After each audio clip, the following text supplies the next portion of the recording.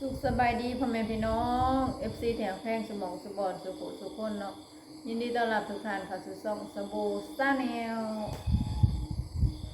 มันนี่พอๆกับสบู่เส้นเก่าเส้นเคยเนาะพี่น้องบริลงคลิปลายมือแล้วเนาะพี่น้องเนาะมีแต่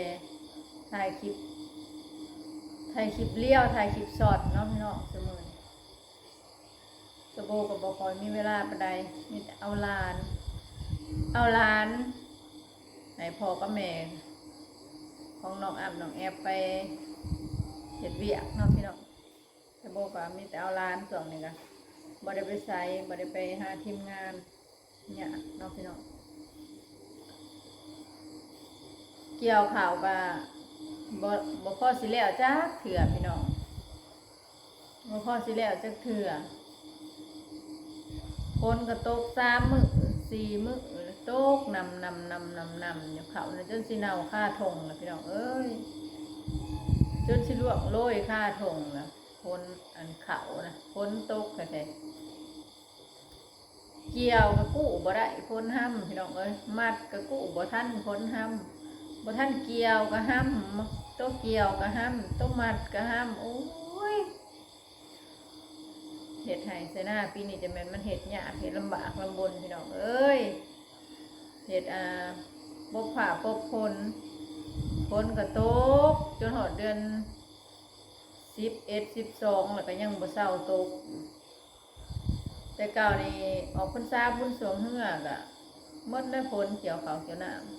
ำแต่ตกมาปีนี้ออกพรรษาแล้วก็ยั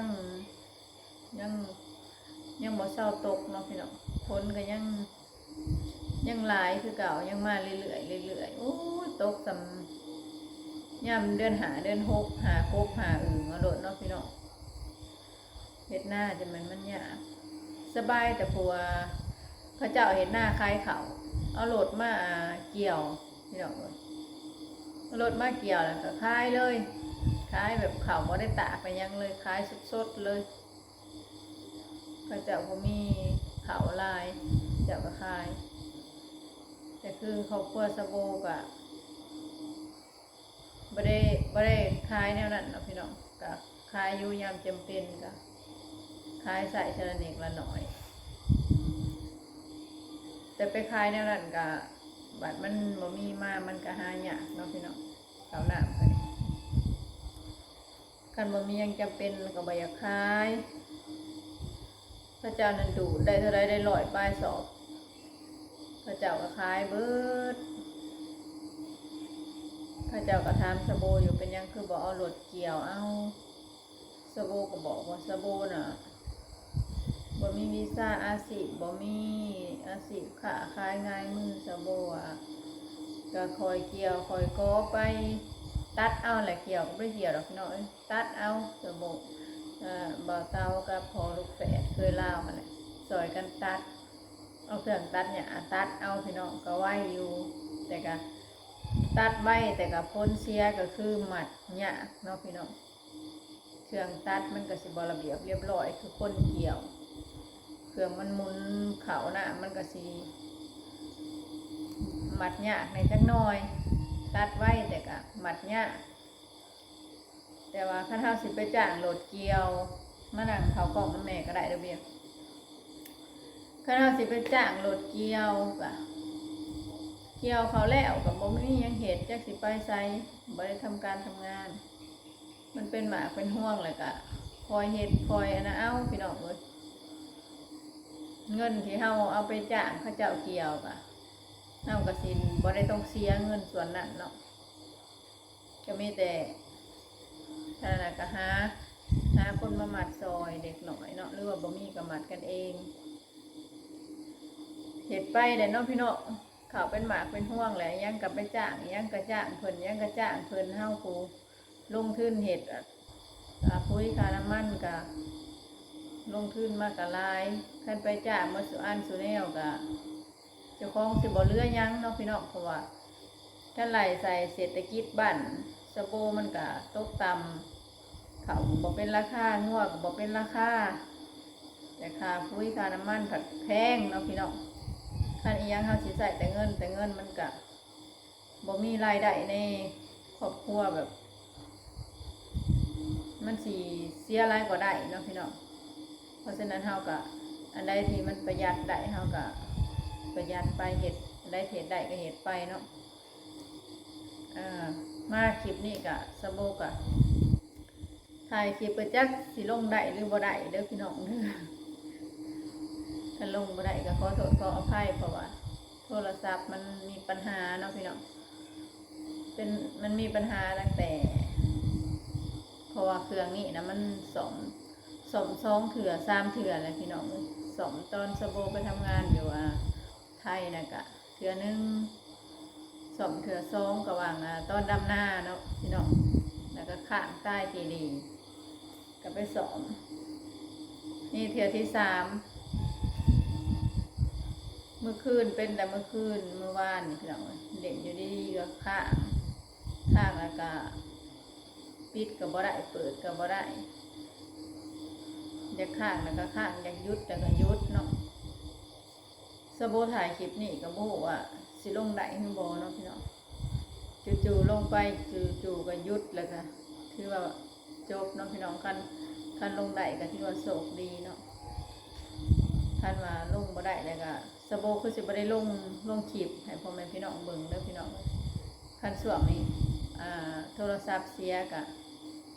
ก็คือสิบ่ได้ถ่ายคลิปลงให้พ่อแม่พี่น้องเบิ่งเนาะจนกว่าผู้แหละสะโบสิได้โทรศัพท์ใหม่จังสิกลับมาถ่ายให้เบิ่งอีกเทื่อหนึ่งเนาะพี่น้องว่าน้ำโทรศัพท์นี่ก็สะโบนี่ก็ซื้อมานี่ก็4 ปีแล้วพี่น้อง4 ปีกว่าแต่สะโบใส่งานมันหนักแหน่ราคาก็16,000 17,000นี่แหละพี่น้อง16,000 17,000แต่ว่าสะโบต่อเอา16,500ก็สิใส่งานหนักแหน่ถ่ายคลิปถ่ายยังเนาะพี่น้องแล้วมันก็เวลาสะโบตัดต่อคลิปตัดต่อภาพแล้วก็อัปโหลดคลิปลงแบบสัญญาณเน็ตทางบ้านมันก็บ่แห้งเลยมันเฮ็ดให้โทรศัพท์ฮ้อนเนาะพี่น้องฮ้อนแล้วมันยังเฮ็ดให้โทรศัพท์เสื่อมเลยก็ห่างเพไว้เพื่อเฮาสิอัปโหลดคลิปลงได้มันก็ใช้เวลาหลายชั่วโมงลางเทื่อโทรศัพท์ก็ฮ้อนตัดต่อก็คือกันพี่น้องตัดต่อก็เพื่อสิแล้วโทรศัพท์มาตายอีกโอ้จะเอาเงินใส่เนาะไปซื้อโทรศัพท์อีกพี่น้องเอ้ยอุกนำ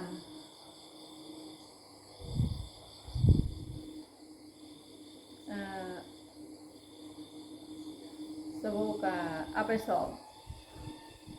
สมองตื่นใช้งานนะพี่น้องสบู่ให้น้องเอาไปสอบหายมือนี่เอาไปสอบเลยข้าเจ้าบ่มีอะไรเนาะโทรศัพท์ของสบู่ข้าเจ้าสิมีแต่อะไรรุ่นราคา6-7 พันนะข้าเจ้าสิมีแต่คันรุ่นแพงเนี่ยขึ้นไป10,000 20,000จังสิข้าเจ้าสิบ่มีดอกพี่น้องกันบ่ซูนมันอลีซูนโทรศัพท์แต่ละรุ่นข้าเจ้าบ่มีอะไรก็น้องสบู่ก็ถือกลับมาสร้างเพราะว่ามันเป็นโอ้ยุ่งเต้าสากมันเสียแน่แล้วก็สายแพร่ยังมันทางในน่ะเสียเนาะพี่น้องมันเสียหรือมันเสื่อมคุณภาพมันอะไรเนาะจากเสร็จแล้วได้ฟังเบิ่งเนาะสบู่สิได้โทรศัพท์ใหม่บ่ติดตามตอนต่อไปเด้อพี่น้องสบู่สิได้โทรศัพท์มาถ่ายคลิปให้พ่อแม่พี่น้องได้เบิ่งได้ชมบ่เนาะแต่การถ่ายคลิปนี้ก็บ่ฮู้ว่าสิลงได้หรือบ่เนาะพี่น้องคันโทรศัพท์ตายก่อนก็คือสิบ่ได้ลงแล้วก็ลงก็ถือว่าสิบ่สำเร็จเนาะพี่น้องก็ขอโทษขออภัยหลายในการที่บ่สะดวกของสบู่เนาะบางทีก็คลิปนี้ก็สิเป็นคลิปสุดท้ายที่สบู่สิได้ลงเนาะพี่น้องแต่ก็กันได้โทรศัพท์เครื่องใหม่มากอะการได้เบิ่งคือเก่าเนาะพี่น้องสบู่ก็สิมาทายให้เบิ่งคือเก่าแต่ตอนนี้ยังบ่ได้เลยพี่น้องเลย หาเงินก่อนหาเงินซื้อโทรศัพท์เครื่องใหม่ก่อนพี่น้อง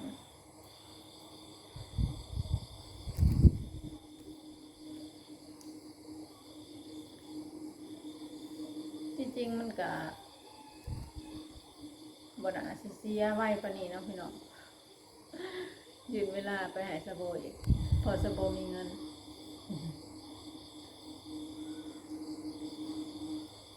ยังกระแพงเนาะพี่น้องยังกระแพงอยู่บ้านสะโบนี่แต่ค่าแรงก็ถือจักเสร็จแนวใด